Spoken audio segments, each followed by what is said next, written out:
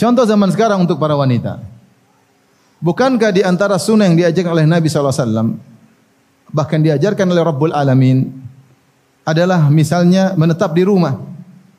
Allah berfirman, wa qarna fi buyutikunna wa la tabarrajna tabarrujal jahiliyatil ula. Ini kita tidak bicara akidah, kita bicara perilaku keseharian. Allah berfirman, wa qarna fi buyutikunna. Qar itu menetaplah kalian di rumah, jangan keluar-keluar. Wala tabarrujna tabarrujal jahiliyatil ula, jangan kalian bersolek sebagaimana jahiliyah yang terdahulu. Sebagian wanita tadinya hobi di rumah, senang di rumah. Dan ini di antara keistimewaan para wanita. Sebenarnya menyebutkan, dalam tafsir disebutkan, wanita itu di rumah saja, argo pahala jalan. Dia enggak kemana-mana, di rumah aja nongkrong, di rumah nunggu suami pulang, argo pahala jalan. Karena dia menjalankan perintah Allah, menetaplah di rumah kalian. Tidak ada pada laki-laki, menetaplah di rumah kalian. Tidak, laki-laki suruh keluar. Fantasyiru fil ard, suruh bertebaran di atas muka bumi, cari duit. Ya. Kata Allah Subhanahu wa taala, "Huwallazi ja'alakumul arda dzalula famshu fi manakibiha." Berjalanlah kalian bahkan ke tempat-tempat yang tinggi. Kalau ada rezeki tempat yang tinggi ke sana.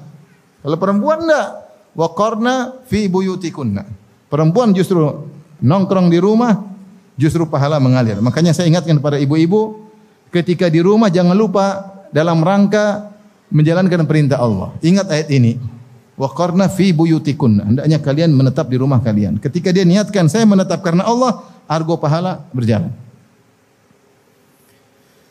Kemudian juga Allah yang mengatakan, ya ayuhan nabi qul li azwajika wa banatika wa nisa'il mu'minin yudinina 'alaihinna min jalabibihin.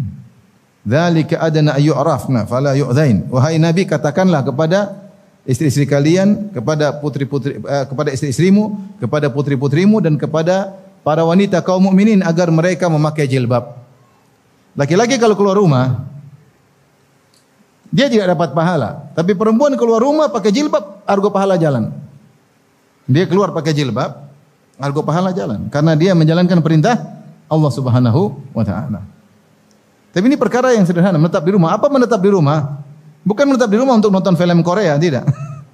Ada 30 seri, harus menetap di rumah supaya selesai dalam sehari. Tapi menetap di rumah untuk ngurus anak, ngurus istri, menanti kedatangan, mengurus anak, ngurus suami, menanti kedatangan suami butuh persiapan, ngurus anak butuh persiapan, ngurus dapur, ngurus cucian, banyak yang mau diurus. Maka itu kegiatannya pahala terus mengalir. Tapi ketika datang syubhat, mulai masuk, dia baca, dia nonton, bagaimana wanita yang sukses adalah wanita yang keluar. Wanita yang keluar rumah, wanita yang jalan-jalan, tahu tentang perkembangan dunia, bukan gaptek, bukan orang yang ketinggalan zaman. Dia tahu tentang model-model yang baru, dia tahu tentang brand-brand yang baru. Ini mulai masuk syubhat. Mulai dia berkenalan dari dunia maya dulu, kenal dunia maya, mulai tertarik satu demi satu, maka dia tergelincir sedikit demi sedikit. Tadinya hobi di rumah, sekarang hobi di mall. Mulai dia bergeser dari hidayah dan itu begitu halus. Terkadang tidak dia sadari. Tiba-tiba kita ketemu lagi akhwat tersebut sekian tahun, sekarang sudah berubah. Sekarang bajunya sudah berubah, jilbabnya sudah berubah, modelnya sudah berubah, sudah tidak seperti dulu. Mulai berbicara dengan laki seenaknya, tidak lagi menjaga diri. Subhanallah. Kenapa? Kena syubhat. Mulai dengar bahwasanya wanita yang sukses, yang hebat adalah yang sering keluar rumah, yang berinteraksi dengan para laki, yang para laki kalau bicara dengan dia malu-malu bicara sama dia, mampu menundukkan lelaki, mulai dia terbawa. Apalagi kalau ada film tertentu dia nonton sudah selesai. Oleh karenanya zaman sekarang untuk tegar di atas hidayah lebih berat daripada zaman dahulu. Zaman dahulu mau akses syubhat susah, mau akses syahwat susah. Sekarang semuanya bisa diakses dengan mudah selama kuota ada. Bisa diakses. Selama kuota ada bisa diakses. Dan subhanallah kenyataan bahwasanya syubhat dan syahwat bukan masuk pada orang-orang awam saja. Bahkan masuk kepada orang-orang lama ngaji. Masuk. Fitnah lelaki, fitnah wanita masuk kepada orang sudah ngaji. Laki-laki maupun perempuan. Fitnah lawan jenis ini luar biasa. Ya, luar biasa. Ya. Oleh karenanya perlu kita berlindung kepada Allah Subhanahu wa taala dari segala kesesatan, dari segala godaan, dan kita perlu berusaha untuk bisa tegar di atas hidayah tersebut. Taib, apa kiat-kiat agar kita bisa tegar dalam hidayah? Yang pertama, ibu yang dirahmati Allah Subhanahu wa taala, kita harus yakin bahwasanya hati kita ini di tangan Allah. Dia yang menciptakan hati kita, dia yang bolak-balikkan hati kita. Maka tidak ada cara lain agar bisa tegar di atas hidayah kecuali minta kepada Allah Subhanahu wa taala. Ya. Kita ini lemah, kena syubhat sedikit kita goncang. Baru baca perkataan Aristoteles bisa buyar akidah kita. Baru baca perkataan misalnya Ahlul Bidah bisa buyar akidah kita yang selama ini kita yakini, bisa, dan itu terjadi. Terjadi, ikhwan. Ya. Bisa berbalik 180 derajat. Bisa melihat sesuatu tontonan, bisa hati kita yang tadinya penuh dengan iman bisa berubah jadi penuh dengan syahwat. Pingin nonton ini, pingin nonton anu, pingin lihat ini, pingin lihat anu, pingin main ke sana, pingin main ke sini, berubah gara-gara mungkin sedikit tontonan. Jadi hati kita ini lemah. Untuk bisa terus di atas iman, di atas takwa tidak mudah. Oleh karenanya perbanyak doa kepada Allah, di antaranya ya muqallibal qulub tsabbit qalbi ala dinik. Wahai pembolak-balik hati manusia, tegarkanlah hatiku di atas agamamu. Dalam doa yang lain, ya musarrifal qulub, sarrif qalbi ala taatik. Wahai yang memalingkan hati, palingkan hatiku di atas ketaatan kepadamu. Apa bedanya antara doa pertama dengan kedua? Ada perbedaan tipis. Yang pertama, ya muqallibal qulub tsabbit qalbi ala dinik, ya Allah yang bolak-balikkan manusia, tegarkan hatiku di atas apa? Agamamu. Jadi biar kita istiqamah di atas agama Allah. Yang kedua lebih spesifik maknanya, ya musarrifal qulub, wahai memalingkan hati manusia, sarrif qalbi ala taatik, yaitu palingkanlah hatiku dari satu ketaatan yang lain, jangan berpindah. Tadi pingin baca Quran, pingin bersilaturahmi, dari pingin bersilaturahmi ingin berzikir, dari pingin berzikir pingin salat duha, dari pingin salat duha pingin telepon mama, telepon bapak, dari si hati kemudian berpindah lagi pingin bimbing anak, pingin berbakti kepada suami. Jadi hati ini susah dia menetap pada satu model karena dia bergerak. Tapi dengan kita berdoa, ya musarrifal qulub, sarrif qalbi ala taati, kita minta ya Allah agar hatiku berpaling dari satu ketaatan yang lain. Kalau satu monoton dia jemu, maka dia bosan, maka pindah ke satu ketaatan yang lain. Itu maknanya ya musarrifal qulub, sarrif qalbi ala taatik. Ini doa di antara yang sering dibaca oleh Nabi. Maka istri Nabi bertanya, ya Rasulullah, kenapa sering kali aku dengar Anda berdoa dengan doa ini? Padahal siapa Nabi? Nabi luar biasa ya. Hatinya sudah dibersihkan, Jibril keluar bersihkan hatinya kita. Enggak ada yang pernah bersihkan hati kita, malah kotori terus tiap hari. Nonton film lah, dengar musik lah, apalah, dengar gibah, hati kotor melulu. Nabi sudah dibersihkan hatinya, masih berdoa dengan doa ini karena Nabi tahu betul tentang mulianya hidayah. Bahwasanya lemah hati seorang, tidak mampu dia bertahan kecuali Allah yang kasih hidayah. Maka istrinya bertanya, kalau tidak salah Ummu Salamah, ya Rasulullah, kenapa Anda banyak sekali baca doa ini? Maka Rasulullah SAW mengatakan, innal quluba baina usbu'aini min asabi'ir rahman yusarrifuha kaifa yasha. In syaa aqamaha wa in syaa azaghaha. Kata Nabi SAW, sungguhnya hati-hati manusia berada di antara dua jemari Allah. Allah membolak-balikkan yang Allah kehendaki. Jika Allah kehendaki, Allah istiqomahkan. Jika Allah kehendaki, Allah akan simpangkan. Sungguh lemah sekali hati ini. Buka internet, baca satu pernyataan tentang suatu permasalahan, langsung kena syubhat, bisa. Langsung kena syubhat. Bisa. Misalnya, antum sudah lama meninggalkan riba. Tahu-tahu antum pinjam uang, enggak ada yang kasih pinjam.